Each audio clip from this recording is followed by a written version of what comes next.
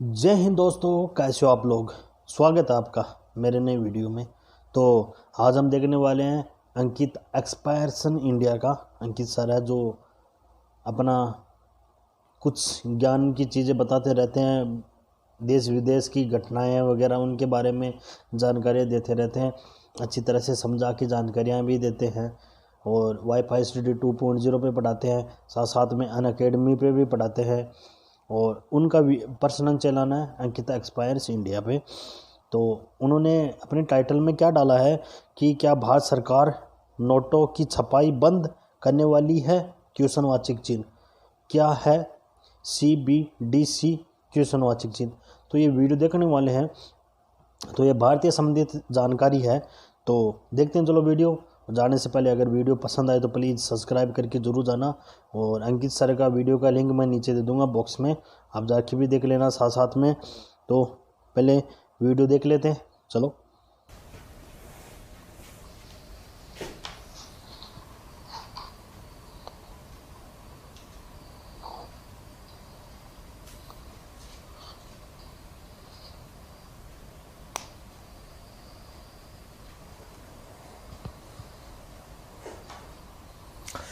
नमस्कार साथियों, स्वागत है आप सभी का अंकित इंस्पायर्स इंडिया पर। मैं हूं अंकित अवस्थी। आप हैं मेरे साथ में एक ऐसे सेशन पर चर्चा करने के लिए जिसकी शुरुआत मैंने काफी दिन पहले कर दी थी। कौन सा सेशन, कुछ याद आ रहा है? मैंने आप लोगों को आज से लगभग 12 दिन पहले एक न्यूज पढ़ाई थी जिसे मिलियंस में लोग देख चुके हैं। न्यूज थी कि भारत के बैंकिंग सिस्टम से 9.21 लाख करोड़ रुपए गायब हो गए। और इसके ऊपर मैंने प्रॉपर तरीके से आपको जानकारी देते हुए यह बताया था कि सरकार को इस बात से चिंता है कि देश के अंदर ब्लैक मनी बढ़ चुकी है। यह न्यूज हम तक तो पहुंचते पहुंचते बहुत देर हो जाती है। सरकार को तो ऊपर से ऊपर ही फोन आरबीआई का चला जाता है कि सर जी, जो नोट छापे थे वो वापस बैंकों में नहीं आ रहे हैं। तो बोले फिर कहां जा रहे हैं? बोले लोग अपने घरों के अंदर छुपा के रख रहे हैं। इसका मतलब आपको टैक्स नहीं मिल रहा। और जो नोट हमने जारी किए 2000 के, अब तो हमने छापने भी बंद कर दिए हैं, फिर भी कुछ फर्क नहीं पड़ रहा। मार्केट के अंदर जस की तस है। लोगों ने एक नाम से नहीं, कई नामों से पैसे निकाल निकाल के बैंकिंग सिस्टम से कई लोगों को, अपने कर्मचारियों को, कुछ गरीब लोगों को इकट्ठा करके आधार कार्ड पैन कार्ड पकड़ा पकड़ा करके पैसे निकलवा लिए। सर, पूरा की पूरा ब्लैक मनी वापस से मार्केट में जा चुका है। नोट बंद हुए, सरकार को बड़ा फ्रस्ट्रेशन हुआ क्योंकि जब देखो तभी कोई ना कोई आकर ये याद दिला देता है कि डीमोनेटाइजेशन फेल हो गया। अब जब ये बातें आप और हमारे बीच में इतनी चर्चा का विषय बनी, तो क्या सरकार तंग आकर बोल रही है क्या कि जाओ बेटा अब नोट ही नहीं छापेंगे? और तो छोड़ो, अभी तक सुन रहे थे कि 2000 का नोट नहीं छापेंगे, बाकी सब चीजें साइड में हटाओ, हम कोई सा भी नोट नहीं छापेंगे। ऐसा कुछ हो रहा है क्या? क्योंकि हमें तो कुछ ऐसा ही लग रहा है। क्योंकि देखिए, कहते हैं ना, जंगल में आग लगी होती है तो धुआं उठना शुरू हो जाता है। बस बारिश होने वाली होती है तो बादल होने लग जाते हैं। आपकी तबीयत खराब होने वाली होती है तो आपको थकान का एहसास होने लगता है। हमें भी लग कुछ ऐसा ही रहा है। क्योंकि जो कहते हैं ना, एक तरह से इकोनॉमिक पंडित हो रखे हैं कि पूरी जानकारियों को अगर जोड़ें तो कुछ इस तरफ ही इशारा कर रही हैं। चलिए मैं आपको भी देखता हूं, अगर आप भी ऐसा सोचते हैं तो बता दीजिएगा। अदरवाइज सेशन एंड होने के बाद आप क्या सोचते हैं वो अपनी राय कमेंट बॉक्स में हमें देके जाइएगा।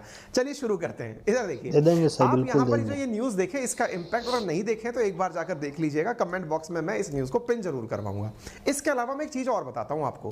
पहले तो हमने जो नोट छापा बैंक से, वो वापस लौट कर नहीं आया। नंबर दूसरा, आरबीआई को हर साल नोट छापने के ऊपर कितना पैसा खर्च होता है, इस पर भी नजर डाल लीजिए। लगभग 5000 करोड़ रुपए प्रिंटिंग पर खर्च हुआ था वर्ष 2021-22 के अंदर। नोट की प्रिंटिंग पर 5000 करोड़ रुपए। अब आप पूछेंगे और 5000 एक्स्ट्रा छाप लिए होते, कहने की क्या जरूरत थी? ऐसा नहीं होता है। जितनी भी फिएट करेंसी हैं जिनको लेकर गवर्नमेंट ये कहती है कि हाँ मैं हस्ताक्षर करके बोलता हूं कि ये करेंसी मार्केट में जाएगी, उनके पीछे कुछ बैकिंग भी होती है। उतना सामान आपके उसमें गोडाउन में भी होना चाहिए, ठीक है? तो इस प्रकार से आरबीआई की जो स्पेंडिंग है वो 5000 करोड़ रुपए, और जब नोटबंदी हुई थी ना तब 8000 करोड़ रुपए खर्च हुए थे नोट की छपाई के ऊपर। एक बार तो कहते हो कि नोट गायब हो गया, छपाई पर खर्चा हो गया। कहना क्या चाहते हो? अभी रुको और सुन लो। आरबीआई ने खुद 2000 फाइनेंशियल ईयर 2022 के लिए कहा है 79,669 पीसेज ऑफ 500 रुपीज काउंटरफेट, यानी कि जाली नोट पकड़े जा चुके हैं। यानी जाली नोट भी नहीं रुक रहे हैं।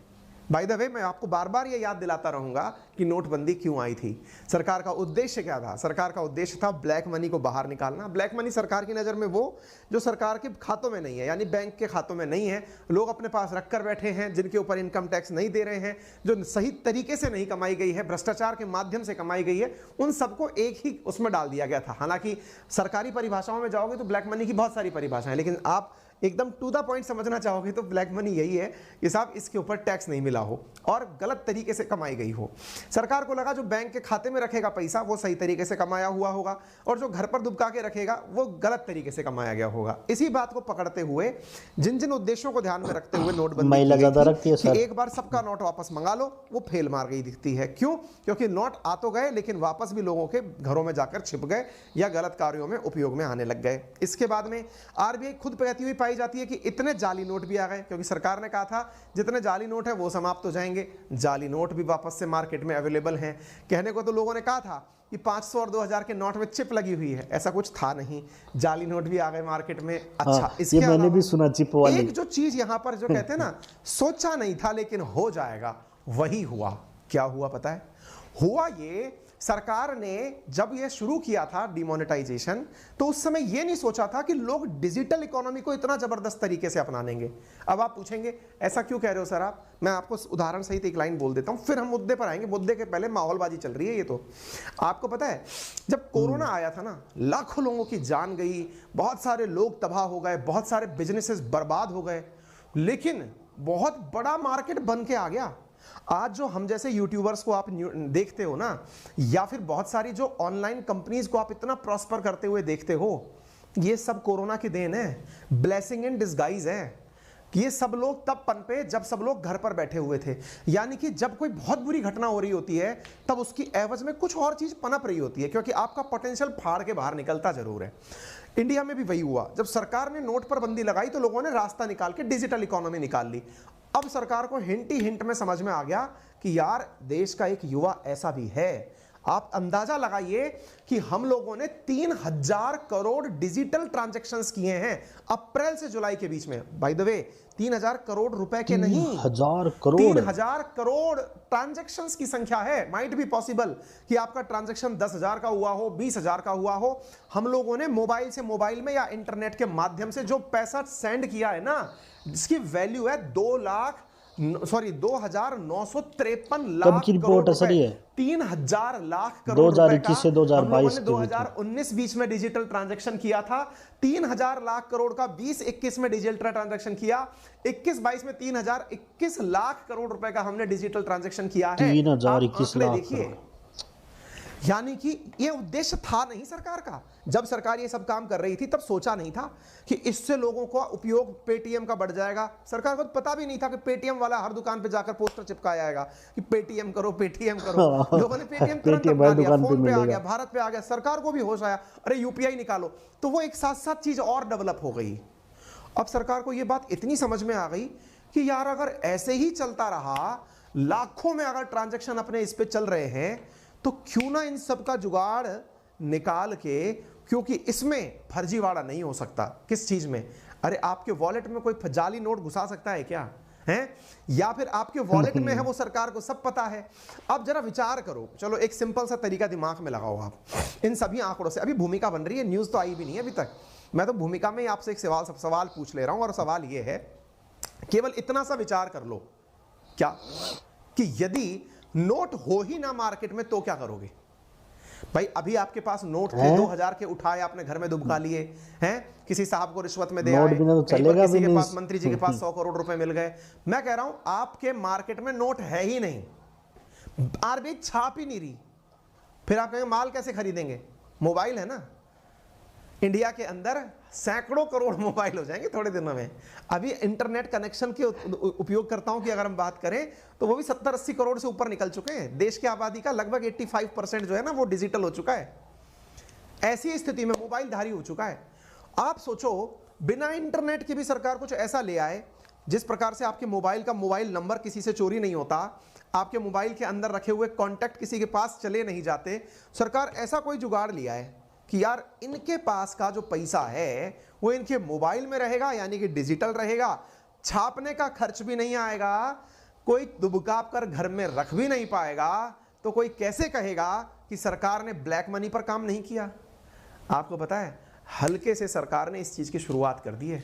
आइए अब न्यूज पर लेके चलता हूं आपको। क्या बात कर रहे हो सर? न्यूज ये है कि आरबीआई जल्दी ही एक पायलट प्रोजेक्ट लॉन्च करने जा रही है। पायलट प्रोजेक्ट का मतलब बता दें, ये सचिन पायलट नहीं है जिनको आरबीआई लॉन्च कर रही है। पायलट का मतलब होता है कोई भी कार्य होने से पहले उसे किसी एक एरिया में चलाकर देखा जाता है। जैसे आरबीआई ने 4 बड़ी बैंकों को चुना है इस काम के लिए कि आप करके देखिए, रुपये की जगह लोगों से कहिए मोबाइल में पैसा लेकर चले जाएं। अरे भाई, जो ऑनलाइन अकाउंट होल्डर है, आप में से कितने लोग आज मेरे को सुनने वाले ऐसे हैं जो कैश में ट्रांजैक्शन करते हैं? बहुत कम, क्योंकि जो लोग ऑनलाइन सुनना पसंद कर रहे हैं वो ऑनलाइन खर्च भी करना पसंद कर रहे हैं, क्योंकि उन्हें पता है कि यार ट्रांजैक्शन ही तो है, अकाउंट से अकाउंट में सीधा चला जाएगा। आप फायदे सोचो इस बात के। सरकार तो अब ये विचार कर रही है कि क्यों ना हम डिजिटल करेंसी ही ले आएं। गुरु जी, ये डिजिटल करेंसी क्या होता है? डिजिटल करेंसी का मतलब ये है कि आप लोगों को जो असली वॉलेट है ना, आपका जो बटुआ है, उसमें नोट नहीं रखना। तो बोले फिर आपको मोबाइल में पैसा रखना है, फोन में रखना है। बोले मोबाइल के कवर में रखना है क्या? अरे धत, मोबाइल के कवर में नहीं भाई।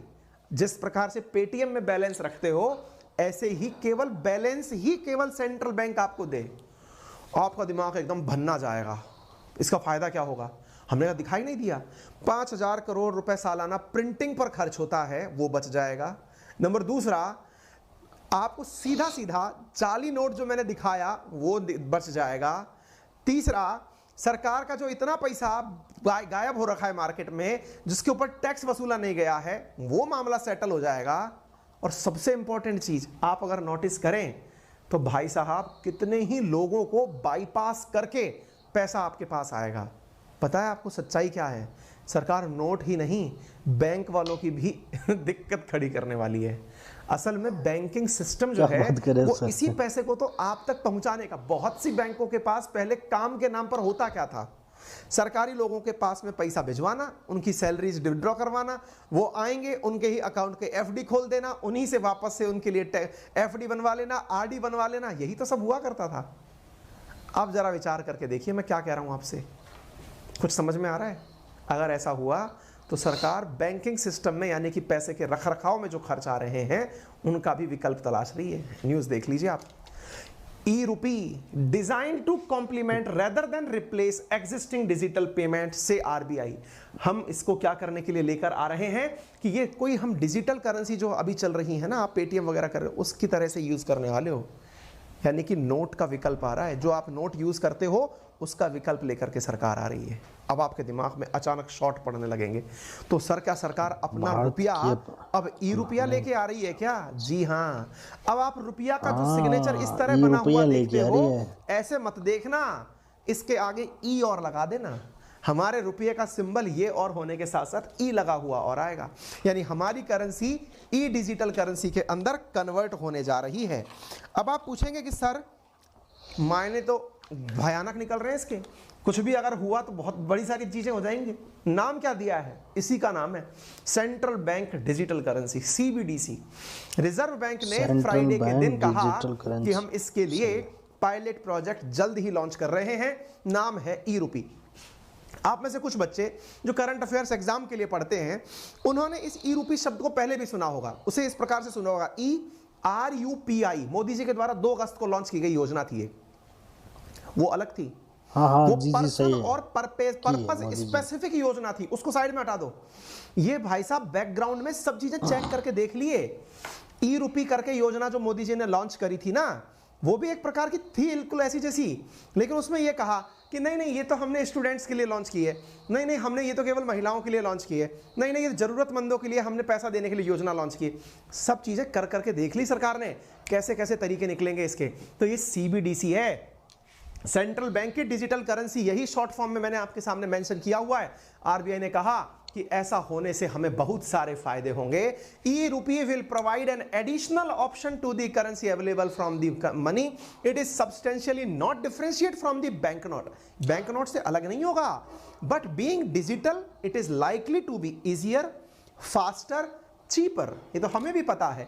हो सकता है कि आप अपने ये कहें लोगों से शुरुआत में कि बेटा अपने अकाउंट में पैसे मत, आप कैश मत लो, बैंक वाले आपको ऑफर देने लगे कि अवस्थी जी अकाउंट में कितना पैसा है, हमने साहब 1000 रुपया है, एक काम करिए हम आपको 1100 रुपये देंगे लेकिन आप कैश मत लीजिए, या फिर अरे छोड़ो 1010 रुपये ही दे देंगे हम आपको। क्यों? क्योंकि आपने हमारी बहुत सारी पैसे बचा लिए। कौन से पैसे बचा लिए? छपाई बचा ली, आप इसको निकालोगे, एटीएम हमको चलाना पड़ेगा, ये सब करना पड़ेगा, इतना तामझाम खर्च करना पड़ेगा, नहीं करेंगे।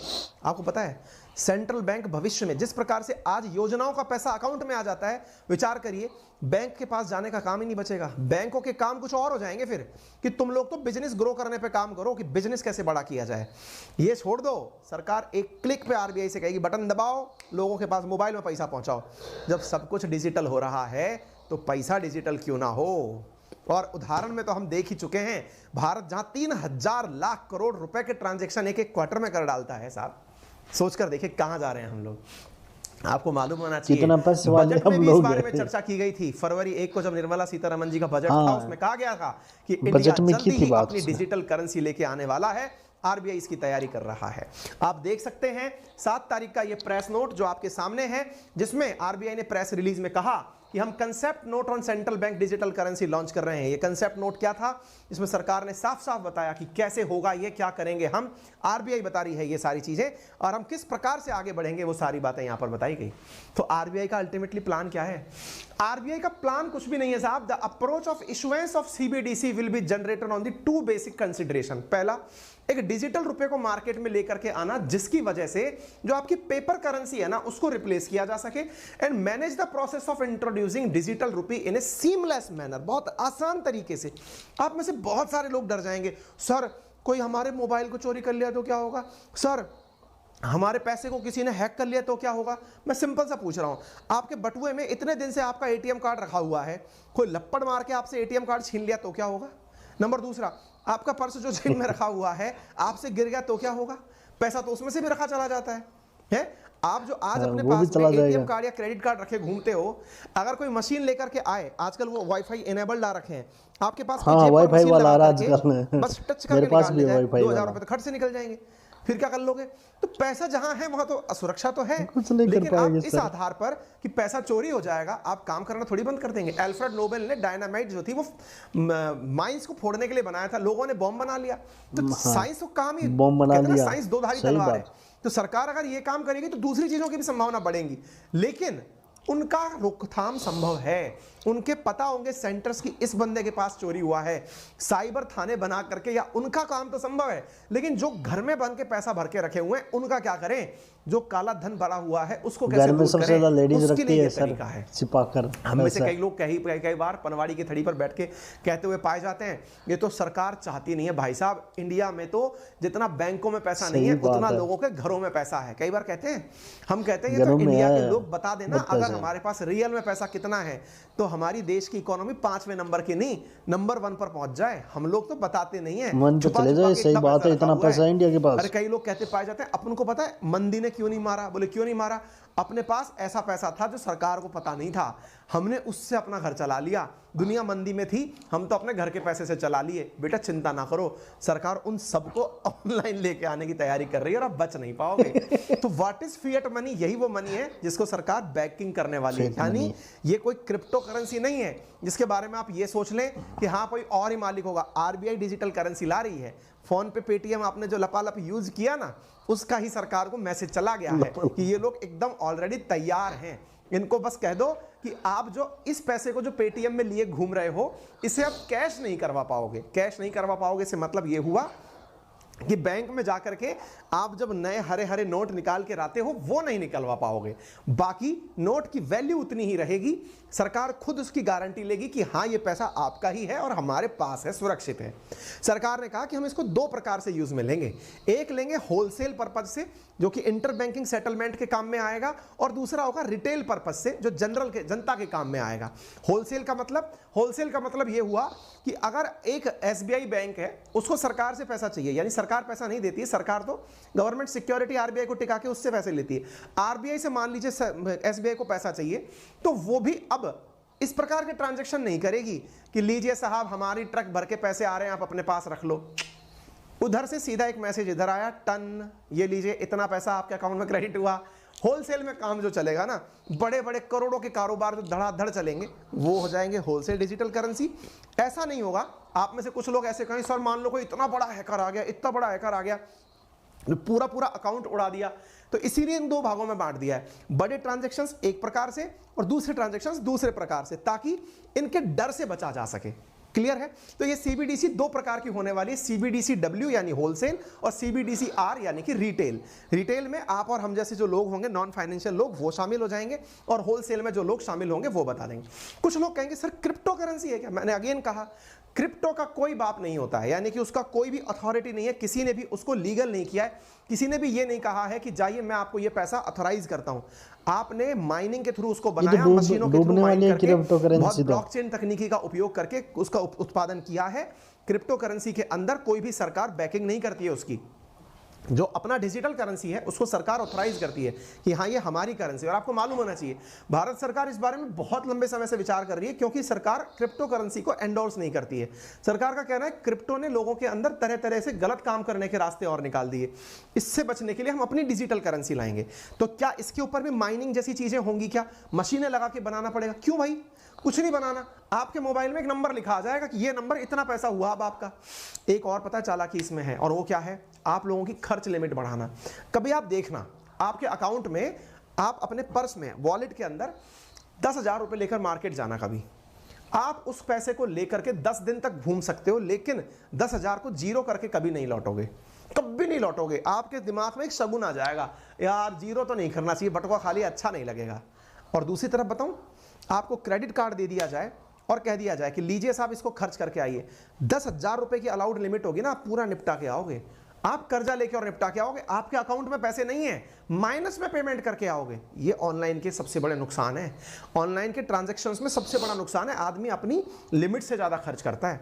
सरकार इसको बढ़ाना चाहती है, बोले इसको फील ही मत होने दो कि इसने कुछ कराया था। हाथ से नोकड़ा जाता है ना तो दर्द होता है, तभी तो मुंजी बनता है आदमी, फीलिंग ही मत आने दो। आपने देखा होगा, आपसे कोई भी कुछ कहे खट से ये लो साहब, ऐसा नहीं होता है, ठीक है ना? तो उम्मीद है कि आपको ये बात समझ में आ जाए। तो it is totally different from digital crypto currency. इसमें कोई ब्लॉकचेन कम तकनीकी लागू नहीं होगी। सेंट्रल बैंक जो है अब सीधे आप तक पहुंचने का तरीका ढूंढ रही है। मैं तो ये कह रहा हूं कि बैंक वालों को भी अब थोड़ा सा टेंशन करने की जरूरत होनी चाहिए, क्योंकि मुझे ऐसा लगता है पर्सनली, हो सकता है मेरी सोच थोड़ी छोटी हो, क्योंकि कहीं ना कहीं अगर पैसे के ट्रांजैक्शन में बैंक का कंट्रीब्यूशन कम होता चला गया, क्योंकि जब सीधा ही सेंट्रलाइज सारे काम होने लगेंगे तो निश्चित ही मेरे हिसाब से, मैं फिर बोल रहा हूं मेरा समझ कम हो सकता है, आई एम नॉट इतना बड़ा, मैं कोई इकोनॉमिस्ट अमृत से नहीं हूं, मैं छोटे दिमाग से जो समझ पाया वो बता रहा हूं। पता चले कि कोई बैंक वाला मुझे ही भला बुरा कह के निकल ले, ठीक है? तो आम लोगों के लिए क्या होगा साहब, इससे फायदा होगा क्या? भाई देखो असली हाथ क्या है ना, इससे फायदा होगा। इसके पीछे का बहुत बड़ा कारण क्या है मैं वो बताता हूं अब आपको। क्या होता है, जैसे मान लो आज आपने किसी सरकारी नौकरी में, कहीं पर भी नौकरी में पैसा करके पैसा कमाया आपने, आप इंडिया में पैसा कमा रहे हैं, चाहे बैंक से कैश निकाल के लाओ या फिर आप अपने अकाउंट में रख के डिजिटल पेमेंट करो। आप में से कुछ लोगों के दिमाग में बेसिक सा सवाल बनेगा, अभी भी तो हम वैसे ही करते हैं सर, अभी भी तो हम अकाउंट में पैसा रखते हैं, वहीं से पे करते हैं, तो ये अलग प्रकार के चोचले की क्या आवश्यकता है? बिल्कुल सही सोच रहे हैं आप। जब हम अभी भी ऐसे ही करते हैं ना, फिर भी सरकार को उतने ही नोट छापने पड़ते हैं जितने पैसे आपके अकाउंट में हैं। उन्हें डर ये रहता है कि इसके अकाउंट में जितने पैसे हैं ये कभी भी कैश करवाने आ सकता है। अब वो उस डर से फ्री होना चाहते हैं कि इनके अकाउंट की इनकी आदत पड़ गई। जैसे मैं मेरी बताऊं, मुझे याद नहीं है कि मैंने कब कैश विड्रॉ किया था बैंक जाकर के, या एटीएम से भी कभी रेयर ऑफ द रेयर जाकर के पैसा निकाल लिया, क्योंकि कैश रिस्की होती है। वैसे भी कैश मतलब आप समझ जाएंगे। एनीवे, तो फिलहाल के लिए इस तरह से मैंने कहा यार ये चीज, अब सरकार क्या चाहती है कि मान लो अंकित अवस्थी के पास 1,000 रुपया है, इसके अकाउंट में पैसा है, लेकिन कल को ये मांगने आ गया मुझे 1,000 रुपए दो, तो प्रिंटेड फॉर्म में निकालना पड़ेगा। इसलिए सरकार को या आरबीआई को अपने लेवल पर सारे काम करके रखने पड़ते हैं। आपके पैसे को मेंटेन करना पड़ता है, बैंकों में पहुंचा के रखना पड़ता है, उतना पैसा मार्केट में रखना पड़ता है जितना आपके अकाउंट में है। एक बड़ी जिम्मेदारी है। मैंने कहा ना 5,000 करोड़ रुपए सालाना खर्च होते हैं प्रिंटिंग के ऊपर। पुराने नोट कम गल जाते हैं, उनको हटाओ, एक प्रक्रिया इन्वॉल्व है। बोले सिस्टम को ही हटा दो ना। जो लोग डिजिटली काम कर रहे हैं उनसे कह दो कि आपके अकाउंट को डिजिटली चलने दो। अब आप उसकी लेने के लिए कैश मत आ जाना। दूसरा फायदा, अब मान लो कि सरकार ने एक बार आपको डिजिटल करेंसी पकड़ा दी, अब आपको वो पैसा इंडिया से बाहर, आपका बच्चा मान लीजिए कहीं दूसरे देश में, रशिया से एमबीबीएस कर रहा है, चाइना से कर रहा है, कहीं से भी कर रहा है, आप उसको पैसा भेजना चाहते हैं। पहले क्या होता है, कि आपको हर बार जाकर बैंक के पास जाकर कहना पड़ता है कि ये मेरा धन है, इसको साहब डॉलर में कन्वर्ट कर दो या साहब इसको रूबल में कन्वर्ट कर दो, तब जाके पैसा भेजेंगे। इधर क्या होगा, जब इस प्रकार की डिजिटल करेंसी सरकार ही ऑथराइज कर देगी तो सरकार आपको वहीं पर ऑप्शन दे देगी कि आप अपने ट्रांजैक्शन को रूबल में कन्वर्ट करना चाहते हो, यहीं से कर लो, आप येन में कन्वर्ट करना चाहते हो, यहीं से कर लो, बैंकिंग को बाईपास। इस तरह से आपको अंदाजा नहीं होगा, यूएई तो ऑलरेडी 50% जो अपनी करेंसी है ना वो लोगों को डिजिटल मनी के रूप में ही देता है। इससे क्या होता है कि वो लोग अपने धन को यूएई से निकालकर इंडिया बहुत आसानी से भेज पाते हैं। आपको मालूम होगा रेमिटेंसेस में हमको गल्फ से बहुत पैसा मिलता है। गल्फ की 33-35% जो आबादी है, यानी यूएई की 35% आबादी वो इंडियंस की है। अब उनका इतना पैसा इंडिया इजीली आ जाता है, ये समझने वाली बात है। तो क्या एक तरह से क्या हुआ कि डिजिटल करेंसी जो है ना उससे फॉरेन रेमिटेंसेस बहुत जल्दी ट्रांसफर होंगे। 4 सरकारी बैंकों को as an pilot project run करने के लिए इसको भेज दिया गया है, जिनमें SBI, Punjab National Bank, Union Bank of India, Bank of Baroda शामिल है। उनसे कहा गया कि एक बार अब आप इसको करके देखो, डिजिटल करेंसी के रूप में चला के देखो। मैं तो केवल ये समझ पाया कुल मिलाकर सरकार प्रिंटिंग से बच रही है, दूसरा अकाउंट को इतना प्रमोट कर देगी लोगों के अंदर कि लोग अपने आप ब्लैक मनी का जो सीन है ना वो सतह ही समाप्त हो जाएगा। जब अकाउंट में सब है तो सामने वाले का दिख रहा है, धीरे धीरे जब लोगों में इतनी अवेयरनेस आ जाएगी तो आप सोच के देखिए। मैं माफी चाहूंगा बीच में मैं टॉपिक को कहीं और दिशा में ले जा रहा हूं, लेकिन फिर भी समझना चाहिए। क्या होता है ना, जैसे कि हम लोग बोलते हैं कई बार हमारे केंद्रीय बैंक जो हमारी रिजर्व बैंक ऑफ इंडिया है वो मॉनेटरी पॉलिसीज के माध्यम से repo rate, reverse repo rate इनमें परिवर्तन करके महंगाई में कमी करना या फिर लोगों के अंदर थोड़ा उत्साह भरने का काम जब भी करती है तो वो फेल क्यों मार जाती है। जब एक बैंकिंग का एक बहुत बढ़िया आंसर आप तैयार करते हैं ना तो उसमें ये सबसे पहला प्रश्न पूछा जाता है कि क्या कारण है कि भारत में मॉनेटरी पॉलिसी जो है वो बहुत इफेक्टिवली काम नहीं कर पाती, या सरकार की रिजर्व बैंक की नीतियां जो है वो देश की महंगाई के नियंत्रण में बहुत बड़ा योगदान नहीं दे पाती। क्यों? क्योंकि अभी आरबीआई के कंट्रोल में है ही नहीं चीजें नहीं है। इसका मतलब क्या है, आप बैंक से डिपेंडेंट ना होकर के अपनी पैरेलल करेंसी लेके साथ चल रहे हैं, कैश भर रखा है जेब में, बहुत दिनों से बैंक में डाला ही नहीं है उसको, उसी से काम चला रहे हैं। सरकार ये कहती है महंगाई बढ़ गई, कोई बात नहीं भाइयों, दियो इतना पैसा दियो, तो उस तरह से आप अपना काम कर ले रहे हैं। अगर ऐसा हुआ कि आपको डिजिटल करेंसी डिपेंडेंट कर दिया, कल को अब आरबीआई आपसे आकर बोलती है मैंने ये काम कर दिया है, मैंने रेपो रेट बढ़ा दी है, जैसे अमेरिका में होता है। अमेरिका में जैसे मैंने आपको पढ़ाया होगा इन दिनों, काफी पहले भी मैंने ये न्यूज पढ़ाई है, फेडरल रिजर्व बैंक जो उनकी है, फेडरल बैंक जो है, उसने जैसे इंटरेस्ट रेट बढ़ाई इंडिया का स्टॉक मार्केट गिर गया। क्यों? क्योंकि लोगों ने यहां से निकाल के पैसा बैंक में वहां डाल दिया। वहां के जो अमेरिकन ने इंडिया में पैसा लगाया हुआ था वो एफआईआई के माध्यम से, फॉरेन इंस्टीट्यूशनल इन्वेस्टमेंट के माध्यम से वो मार्केट से पैसा निकाल के उधर भाग गए। तो इसका मतलब समझ रहे हैं, उनका पैसा इतना ज्यादा सेंट्रलाइज्ड है, सब कुछ पता है सरकार को किसके पास कितना पैसा है। हमारे देश में ऐसा नहीं है। अगर ये चीजें होने लग जाएंगी तो स्वतः ही सरकार की बहुत सी नीतियां सेंट्रलाइज्ड हो जाएंगी। इनके नुकसान नहीं है, फायदे ज्यादा हैं। अब में से कुछ लोग ये कहेंगे सर नुकसान भी तो हैं। बेटा नुकसान तो खाना खाने के भी हैं, देख रहे हो 4x4 हो गया हूं मैं, लेकिन इसका मतलब ये थोड़ी आप खाना बंद कर दोगे। नुकसान हर चीज के हैं। सकारात्मक अगर चीजें ज्यादा होती हैं तो अपना ली जाती है, एंडोर्स कर दी जाती है। ठीक है, तो उम्मीद है कि आप लोगों को ये बात अच्छे से समझ में आ गई होगी। सरकार इन्हें 2 प्रकार से लागू करेगी, एक तो डायरेक्ट तरीके से, एक इनडायरेक्ट तरीके से। डायरेक्ट मतलब सीधा आपसे कॉन्टैक्ट, और एक आप तक किसी एजेंसी के माध्यम से चीजें पहुंचाई जाएंगी। धीरे धीरे इसके बारे में और चीजें आएंगी। ये जो आज इन्होंने जो नोट जारी किया था उसके पीछे का बड़ा रीजन ये था, हम जैसे लोग इस पर अवेयरनेस क्रिएट कर सकें, लोगों को बता सकें कि सरकार क्या चाह रही है। तो उम्मीद है आपको ई रूपी शब्द, ये ध्यान रखिएगा, ई रूपी ये शब्द समझ में आ जाए। एक सवाल दिमाग में और बचा रह जाएगा और वो ये है कि सर ये तो केवल इंटरनेट डिपेंडेंट चीजें होंगी ना? जी नहीं। जब आप लोगों को आजकल ट्रांजैक्शन करने के लिए बिना इंटरनेट के भी मोबाइल से ट्रांजैक्शन करने की सुविधाएं दी जा रही हैं, धीरे धीरे ये चीजें और आगे बढ़ेंगी। बिना इंटरनेट के ही ट्रांजैक्शन सब जगह हो जाएंगे, ऐसी सरकार की कोशिश रहेगी। ठीक है, इसके साथ साथ आपकी जो जनधन मोबाइल अकाउंट वाली जिम्मेदारी है वो भी हट जाएगी।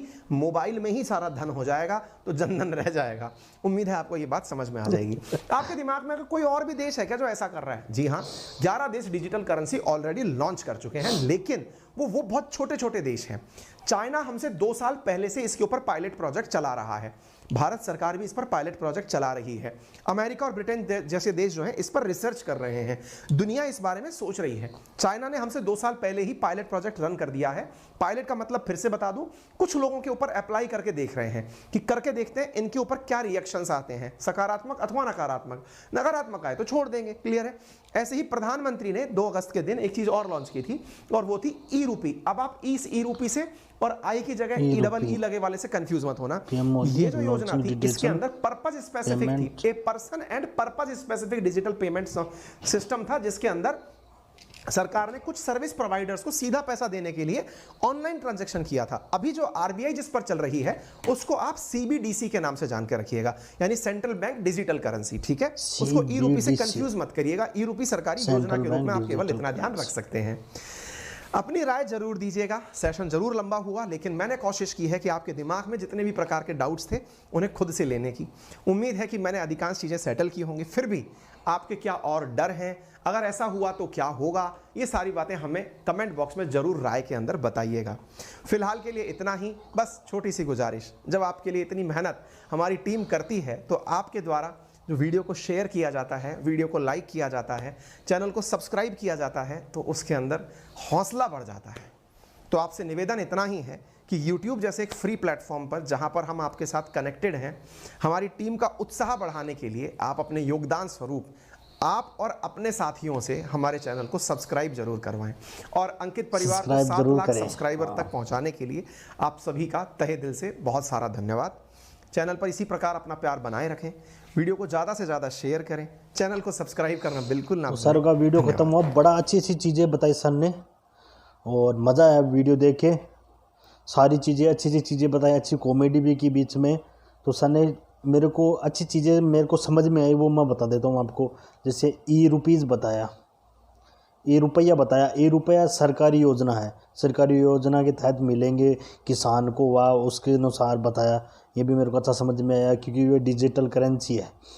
और फिर अभी इसमें ये जिस टॉपिक पे चल रहा है वो है CBDC, central bank digital currency, CBDC। तो उस पर भी अगर हो जाए तो जैसे अपन पेमेंट करते हैं पेटीएम द्वारा, फ़ोनपे, गूगल पे, UPI द्वारा।